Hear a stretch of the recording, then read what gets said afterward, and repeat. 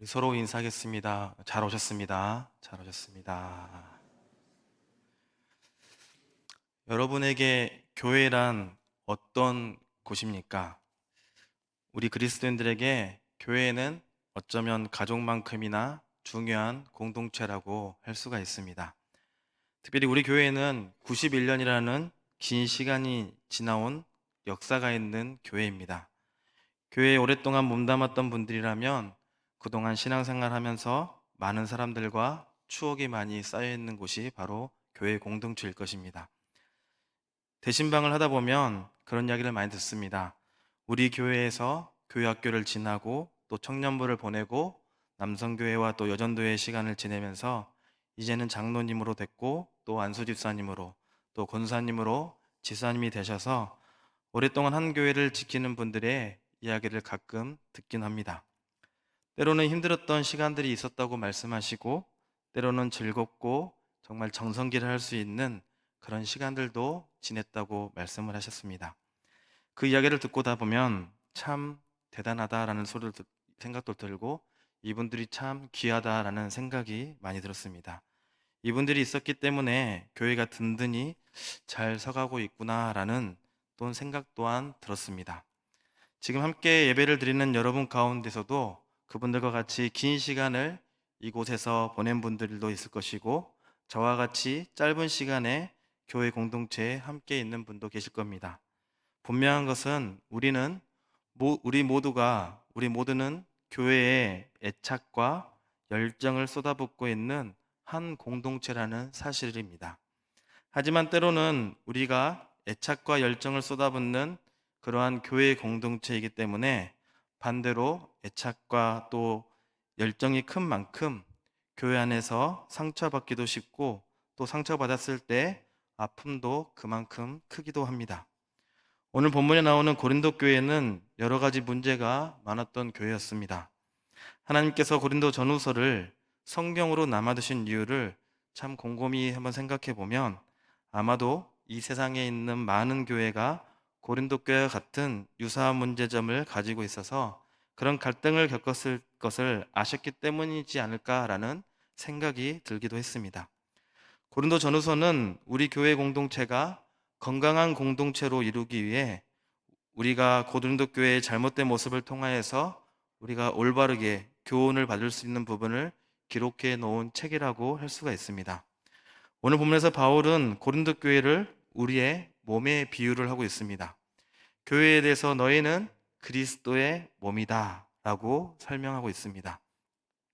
오늘은 고린도 교회의 문제를 통하여서 건강한 교회 공동체를 이루기 위해서 우리가 어떻게 해야 할지에 대해서 잠시 말씀을 나누고자 합니다.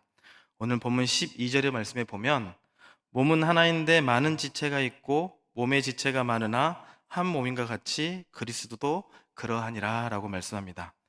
사도 바울은 몸은 하나이지만 몸에는 많은 지체가 있다고 말하면서 그리스도의 몸인 교회 공동체도 많은 지체로 구성되어 있다라고 말씀하고 있습니다. 당시 고린도 교회는 유대인과 헬라인, 또 노예와 자유인, 우리 모든 사람들이 세례를 받고 하나님 안에서 같이 한 몸을 이루고 있었습니다. 출신과 민족도 다르고 사회적 신분도 다르지만 다 함께 고린도 교회의 공동체를 이루고 있었던 것입니다. 로마 시대에는 시민과 노예의 신분 제도가 엄격했었지만 사회적 신분과 민족의 차이를 넘어서서 같은 자격으로 하나의 공동체를 이루는 것은 교회 바깥 세상에서는 도저히 상상할 수 없는 일이었던 것입니다. 이렇게 교회는 처음부터 세상의 조직과는 다른 하나님 나라의 특징을 가지고 있었습니다. 우리 군산동북교회도 다르지 않을 것입니다.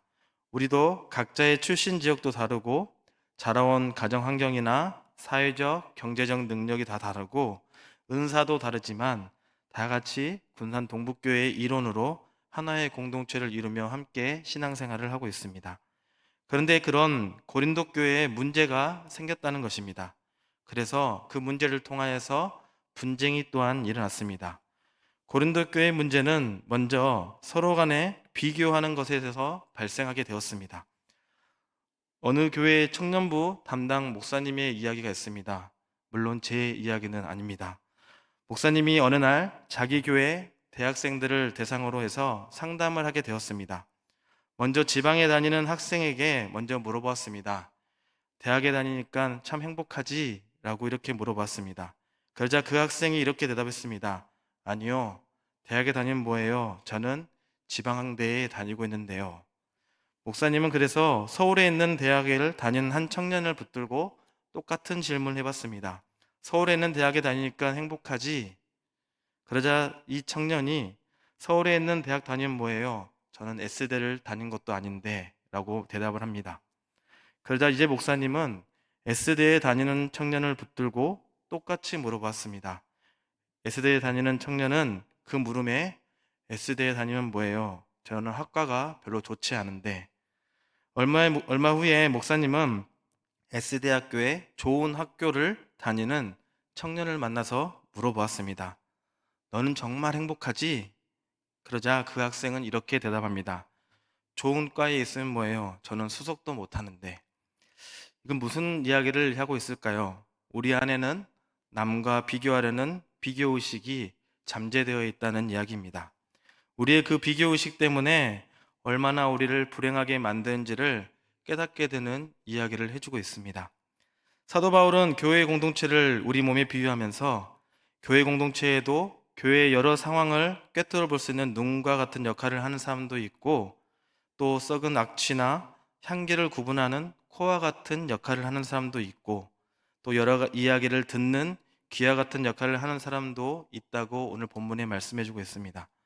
그런데 몸의 지체들 사이에 누가 더 아름답고 중요하고 귀하냐 하면서 발과 손이 서로 비교하고 또 눈과 귀가 서로 비교를 합니다. 다르게 표현하자면 누가 더 믿음이 좋고 영성이 큰 사람이냐 하면서 서로를 비교하고 비판하고 있다는 것입니다. 이 비교의식은 예수님의 12제자들 사이에서도 있었던 문제였습니다. 누가복음 9장 46절에 보면 이렇게 표현합니다. 제자 중에서 누가 크냐 하는 변론이 일어나니 라고 기록합니다.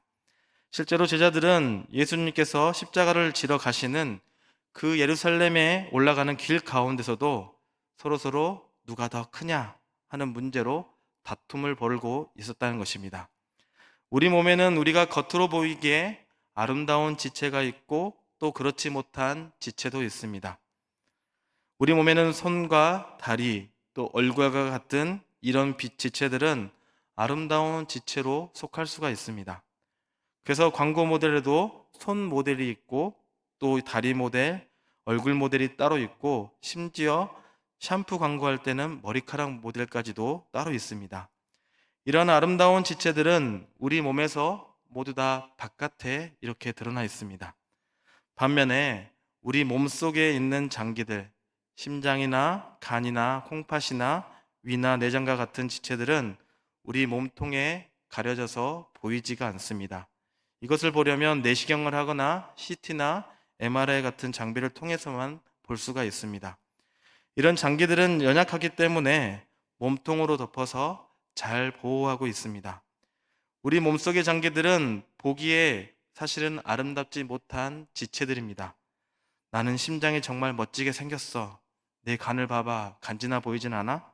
또 멋져 보이지 않아? 이렇게 말하는 사람은 아무도 없습니다. 여러분들 중에 심장과 콩팥 모델을 이런 말 들어본 적은 없을 것입니다. 몸속 장기들은 아름다움과는 사실은 거리가 멀기 때문입니다. 그러나 우리 몸에서 생명을 유지하는데 필수적인 지체들은 바로 우리 몸속에 있는 연약하고 아름답지 못한 장기들입니다. 우리 몸속의 장기들은 밤낮으로 쉬지 않고 몸의 생명을 유지하기 위해서 늘 일하고 있습니다. 사실 우리가 팔이나 다리는 하나 없어도 살 수는 있습니다. 많이 불편은 하지만 생명에는 지장이 없습니다. 그러나 우리 몸속의 장기는 한 개만 기능을 제대로 발휘하지 않더라도 우리 몸에 생명이 유지되기가 참으로 어렵다는 것입니다. 저도 이번에 12지장 문제가 되어서 많은 고생을 하면서 회복 중이었는데 몸의 장기는 조금만 문제만 생겨도 우리의 생명과도 연관되는 것을 똑똑히 느끼는 시간들이었습니다. 레위기에서는 제사를 지낼 때 짐승 제물의 몸속에 있는 내장과 콩팥과 간과 거기에 붙어 있는 기름을 떼어서 그 장기들과 함께 반드시 하나님께 화제로 드리도록 하고 있습니다. 여기서 기름은 가장 좋은 것, 가장 귀중한 것을 의미합니다. 몸속의 장기야말로 피와 함께 생명을 유지하는 데 가장 필요하고 가장 소중한 것이라는 것입니다. 우리 교회 공동체도 마찬가지입니다. 사람들의 눈에 드러나는 사역을 하는 지체들은 보통 주목을 받고 사람들에게 칭찬을 많이 받습니다. 그러나 주님의 몸된 교회의 공동체에 생명을 불어넣고 공동체를 건강하게 만드는 지체들은 우리 몸속의 장기와 같이 주목은 잘 받지는 못하지만 보이지 않는 곳에서 자기의 은사에 따라서 늘 수고하며 묵묵히 봉사하며 섬기는 사람들이라 할 수 있습니다. 오늘 23절 말씀에 보면 우리가 몸에 덜 귀히 여기는 그것들을 더욱 귀한 것들로 입혀주며 우리의 아름답지 못한 지체는 더욱 아름다운 것을 얻느니라 라고 말씀합니다. 우리의 아름답지 못한 지체는 더욱 아름다운 것을 얻느니라. 주님께 칭찬받고 인정받을 지체는 아름답고 주목을 받으며 자랑하는 사람이 아니고 보이지 않는 곳에서 겉으로 보기에는 별로 아름답진 않지만 그런 굳은 일들을 하며 공동체를 묵묵히 섬기는 사람들이라고 하는 것입니다. 우리 교회에 둘러보면 비가 오나 날씨가 더우나 묵묵히 자기의 일을 하며 섬기는 사람들을 보게 됩니다. 이분들을 보면 때로는 존경스럽고 정말로 귀하다라는 생각이 많이 듭니다. 지난 봄에 보니까 교회 뒷 주차장에 아름다운 꽃밭을 이루는 것을 보았습니다. 새벽 기도회를 마치고 땀을 흘러가며 잡초를 뽑아서 주차장에는 정원을 가꾸는 한 권사님의 섬김을 또한 보았습니다.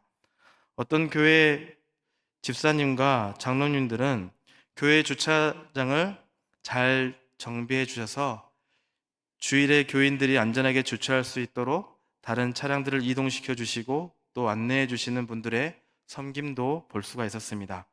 어떤 분들은 주방에서 또 어떤 분들은 청소로 어떤 분들은 방송실에서 이곳저곳에서 묵묵히 섬기는 보이지 않는 장기와 같은 분들의 헌신과 섬김으로 우리 교회가 든든히 서가고 있지는 않은가라는 생각을 해보았습니다. 고린도 교회의 두 번째 문제는 비교로 끝나지 않고 이제 판단하고 비판하는 데에 있습니다.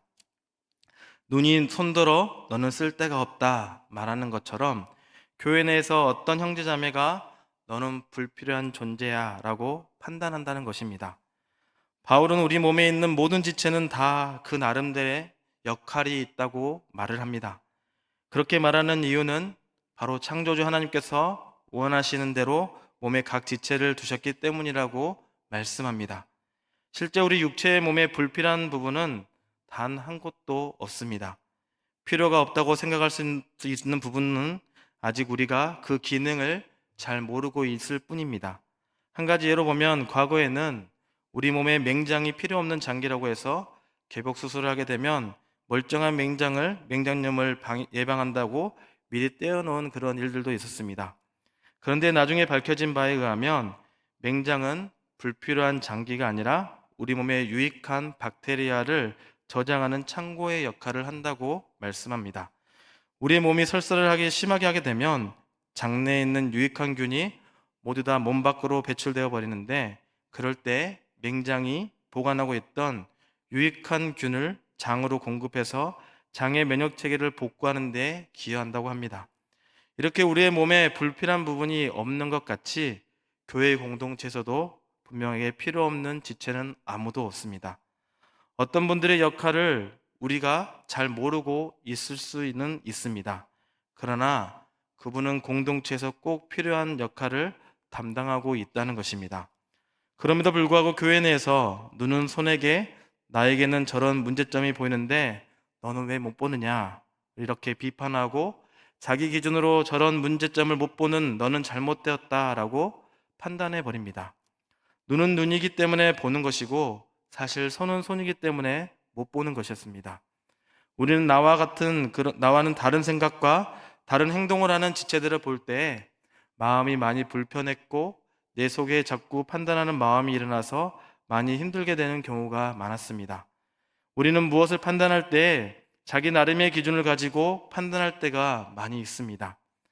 이러한 자기중심적 사고의 무서운 점은 사람은 누구나 자기가 생각하는 것이 옳다고 무의식적으로 믿고서 행동한다는 점입니다. 그런데 사실은 대부분의 경우에 판단하는 사람의 기준이 사실 다를 뿐이지 판단받는 그 사람이 틀린 것은 아니라는 경우가 많습니다. 그러면 우리가 이러한 자기 확신에서 어떻게 빠져나올 수가 있겠습니까? 우리가 자기 확신에서 빠져나오려면 자기를 되돌아서 살펴보는 자기 성찰이 꼭 필요하다는 것입니다. 우리 각자의 생각 속에 나의 약한 모습과 약한 생각, 행위가 있지는 않은지, 나의 주장이 하나님의 말씀과 부합하는지 우리는 살펴보아야 합니다. 우리의 생각이 하나님의 말씀에 어긋나고 잘못되었다 싶으면 바로 돌이키는 것이 바로 지혜로운 사람이라 할 수 있습니다. 고린도 교회의 마지막 문제점은 교회 내에 파당을 만들어서 분쟁을 했던 것입니다. 고린도전서 1장 12절 말씀에 보면 내가 이것을 말하거니와 너희가 각각 이르되 나는 바울에게 나는 아볼로에게 나는 게바에게 나는 그리스도에게 속한 자라 한 것 한다는 것이니 라고 말씀합니다. 고린도 교회가 대체로 바울파, 아볼로파, 베드로파로 또 예수 그리스도파로 나누어져 있었고 또 어떤 사람들은 나는 어느 파당에도 속하기 싫다라는 사람들도 있었습니다. 또 고린도전서 3장 4절 말씀에 보면 어떤 이는 말하되 나는 바울에게라 하고 다른 이는 나는 아볼로에게라 하니 너희가 육의 사람이 아니리요 라고 말씀하고 있습니다. 네 개 파당 중에 아마도 가장 큰 세력이 바울파와 아볼로파였던 것으로 보여집니다. 그것도 그런 것이 바울은 고린도 교회를 개척한 자였고 2년 가까이 고린도 교회에서 말씀을 가르치며 제자 양육을 했습니다. 반면에 아볼로는 바울 이후에 고린도 교회에서 주로 사역한 목회자였습니다. 아마 바울파는 바울에게 성경을 배우고 제자 양육을 받았던 사람들이 중심이 되었을 것이고 아볼로파는 아볼로가 사역할 때 아볼로로부터 복음을 받았다거나 아니면 아볼로의 설교를 들었던 사람들이 중심이 되어서 아마도 파당을 이루었던 것으로 추정이 됩니다. 특히 아볼로는 언변이 뛰어나서 설교를 잘했다고 하고 그래서 고린도 교회의 교인들에게 인기가 참으로 많았다고 합니다.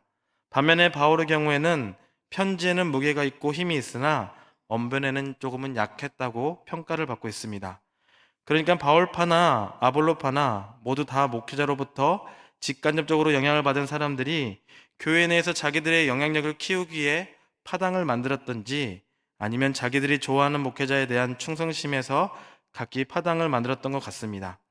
고린도 교회 내에서 파당을 만든 이유에 대해서는 성경에서는 자세히 나와 있지 않기 때문에 우린 정확히 알 수는 없지만 파당으로 나눠서 분쟁하고 있었다는 것은 분명한 사실이라는 것입니다. 그런데 성경을 살펴보면 바울과 아볼로가 서로 경쟁하고 시기하고 질투했다는 내용은 전혀 발견할 수가 없습니다. 아볼로와 바울은 전혀 시기하고 질투하지 않았다고 또 경쟁하지 않았다는 것입니다. 고린도전서 16장 12절의 말씀을 보면 형제 아볼로에 대해서는 그에게 형제들과 함께 너희에게 가라고 내가 많이 권하였으되 지금은 갈 뜻이 전혀 없으나 기회가 있으면 가리라 라고 말씀합니다. 바울이 아볼로에게 고린도 교회에 가서 사역하면서 교회의 문제를 좀 해결하라고 권하지만 아볼로는 지금 내가 가면 자기가 고린도 교회 가는 것이 적절하지 못한다고 판단했습니다. 아마 현재 고린도 교회 상황에서 자신이 가게 되면 아볼로파에게 힘이 실릴 것 같아서 가기를 기피했는지도 모르겠습니다. 그리고 바울도 아볼로와 비슷한 자세로 고린도 교회가 파당을 지어 분쟁하는 것에 대해서 대응하는 것을 볼 수가 있습니다. 고린도전서 1장 13절 말씀을 보면 그리스도께서 어찌 나누었느냐 바울이 너희를 위하여 십자가에 못 박았으며 바울의 이름으로 너희가 세례를 받았느냐 라고 바울은 바울파를 향해서 책망을 하는 모습을 보입니다. 바울은 자기 추종자들을 향해서만 직접적으로 책망을 하고 아볼로파나 베드로파에 대해서는 직접적인 책망을 하지 않는 모습을 보입니다. 여기서 우리가 알 수 있는 것은 바울이나 아볼로나 두 사람 다 파당을 지어 자기를 추종하는 무리들과 잠시 거리를 두고 있었고 그들에게 끌려다니는 행동을 하지 않았다는 사실입니다. 바울이나 아볼로는 하나님께서 주신 은사대로 그리스도의 몸된 교회를 섬긴 그리스도의 사역자로서 위치를 잘 지키고 있었습니다. 그래서 바울과 아볼로는 서로 협력하는 동역자 관계였지 서로 경쟁하는 관계가 아니었다는 것입니다. 왜냐하면 교회가 바로 자신들의 것이 아니고 그리스도의 몸이고 하나님의 집이라고 그들은 생각했기 때문입니다. 교회 공동체 내에서는 그 파당은 교회를 그리스도의 뜻이 아니라 자기 뜻대로 움직여 가고자 하는 자가 생기면 교회의 파당은 만들어지게 됩니다. 우리 군산동북교회는 언제까지나 사람에게 충성하는 사람이 아니라 교회의 머리 대신 그리스도에게 충성하는 교회가 되기를 주님의 이름으로 간절히 축복합니다. 그러면 하나님께서 원하시는 교회 공동체는 무엇이겠습니까? 오늘 25절과 26절에 말씀해 주고 있습니다. 먼저 25절 말씀 보면 몸 가운데서 분쟁이 없고 오직 여러 지체가 서로 같이 돌보게 하셨느니라 라고 말씀합니다. 분쟁은 비교 경쟁 의식에서 시작이 되고 분쟁은 틀림이 아닌 다름을 비판하면서 증폭이 되고 파당으로 무리를 지으면서 분쟁은 걷잡을 수 없게 됩니다. 여러 지체가 서로가 다르기 때문에 서로 보완할 수가 있고 한 몸이기 때문에 서로 협력하고 돌보며 우리는 교회 공동체를 세워가야 한다는 것입니다. 이것이 하나님께서 원하시는 그리스도의 몸된 교회의 모습입니다. 또 26절 말씀에 보면 만일 한 지체가 고통을 받으면 모든 지체가 함께 고통을 받고 한 지체가 영광을 얻으면 모든 지체가 함께 즐거워하느니라 라고 말씀합니다. 몸은 한 지체 한 사람의 아픔에 반응을 하고 관심을 가지게 된다는 말씀입니다. 만약 한 지체가 아픈데도 우리의 몸이 아무 고통을 느끼지 못한다면 그 몸은 아마 신경에 이상이 있는 병든 몸이 될 것입니다. 하나님께서는 고대 이스라엘에서 고아와 과부와 나그네를 공동체가 항상 관심을 가지고 돌보아야 할 대상이라고 말씀하셨습니다.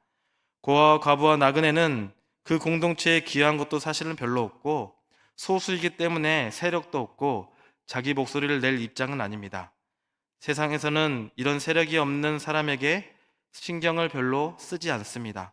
그러나 하나님 나라의 공동체에서는 소수에 속한 사람, 영향력이 없는 약자들이 같이 살아갈 수 있도록 그들의 어려움을 배려하고 보살피는 한 몸과 같은 그런 공동체가 되기를 하나님께서는 원하신다는 것입니다.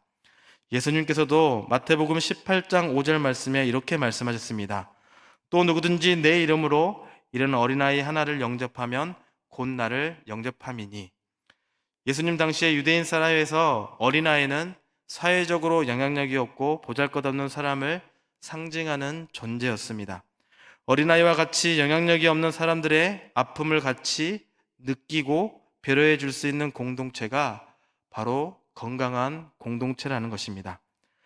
그러나 만약에 공동체에서 어린아이와 같이 연약한 지체의 아픔을 우리가 배려하지 못해서 연약한 한 사람이 실족하고 잃어버린 양이 된다면 예수님께서 그 지체와 함께 눈물을 흘리고 있지 않을까 생각해 보게 됩니다.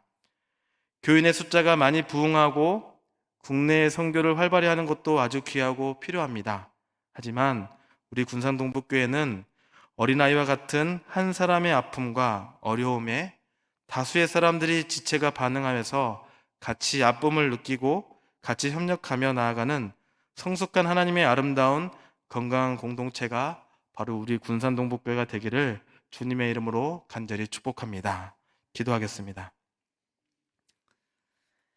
사랑의 하나님, 감사와 찬양을 드립니다. 하나님, 사도 바울을 통해 세우신 주님의 몸된 고린도 교회가 서로를 비교하며 비판하며 파당을 세우는 일이 일어났습니다.